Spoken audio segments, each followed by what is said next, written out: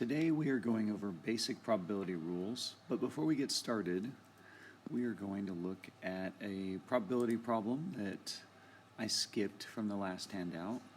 And this is just matching. It's not multiple choice. We want to match the probabilities with the statements. So maybe hit pause and guess your way through that, and I will do it right here. If it's impossible, that means zero chance. So part A is easy, 0.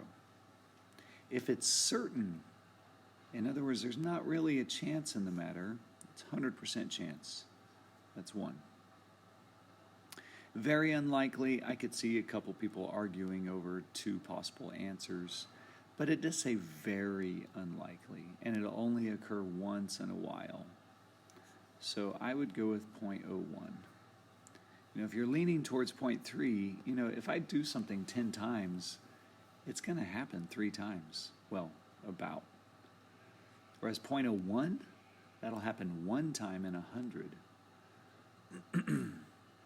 This outcome will occur more often than not. So think majority. It's got to be 0.6 because 0.6 refers to more often than not. 0.3 is less often. Think majority, 0.5. All right, moving on. We did have a simulation problem at the back of the packet. We'll do that probably on Friday. And we are going to move on to basic probability rules. So we have a description of a probability distribution, which is absolutely crucial that you're aware of what that is. That's where I somehow communicate, many times it's going to be with a table of values, what the sample space is. I want to list all possible ways something can happen. That's a probability distribution. But you have to also make sure you know what's the probability of each. So in this scenario, we have 2 fair 6-sided dice that could be thrown, and those are all the ways it could happen. One way to think about it is if I have 2 dice, I have 6 ways for one, 6 ways for another, so 36 possible ways. So I would argue that they are all equally likely. That means each one is 1 out of 36.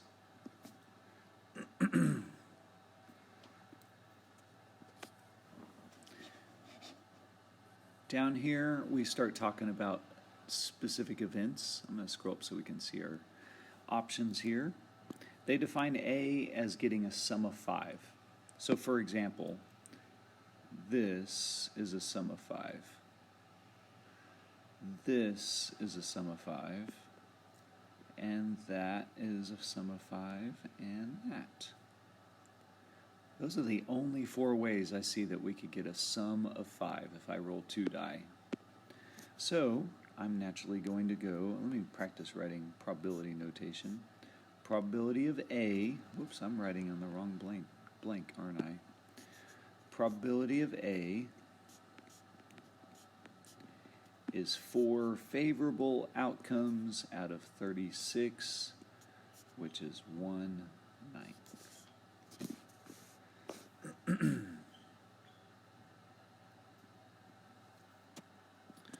All right, moving on.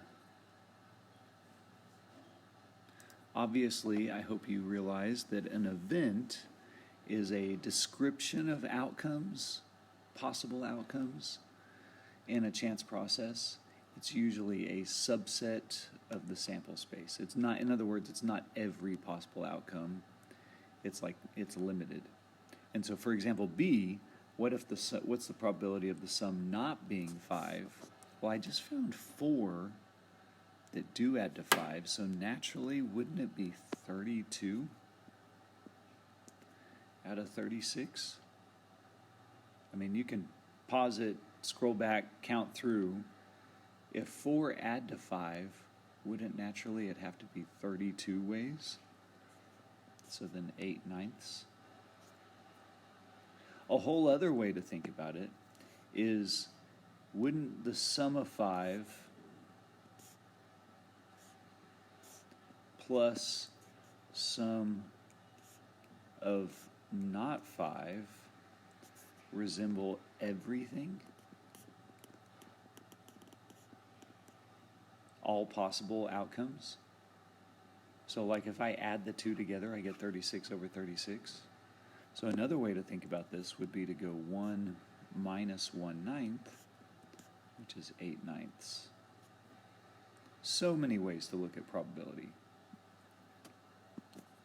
All right, moving on. Here are some properties we need to be aware of. Probabilities need to be between 0 and 1, must be, can't be negative, can't be over 1. All the outcomes need to add up to 1, all possible outcomes. And if things are equally likely, then this event A is different than the event A we were just now talking about. Probability of an event, let's be vague like that, would be number of favorable outcomes over total possible outcomes, which is probability like you learned back in middle school, maybe even elementary. That's just the common rule right there. Notation is frustrating on number 4. There's this thing called a complement, and that was what we looked at on the previous slide. So event A and event B, those are complements of each other.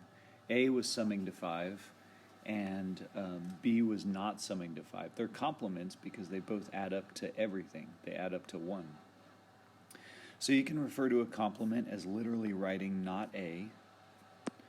You can use a little tiny C above it, or you can use a 1, like a tick mark.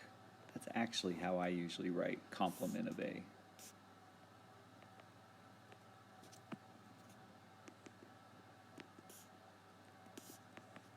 And you know that A plus A prime, the complement of A, has to be 1.0. If two events have no outcomes in common, the probability that one or the other occurs is the sum. So that's kind of like saying probability from above, the sum of 5, probability of A or B happening is the probability of A plus probability of B. We're going to throw in some symbols here in a little bit.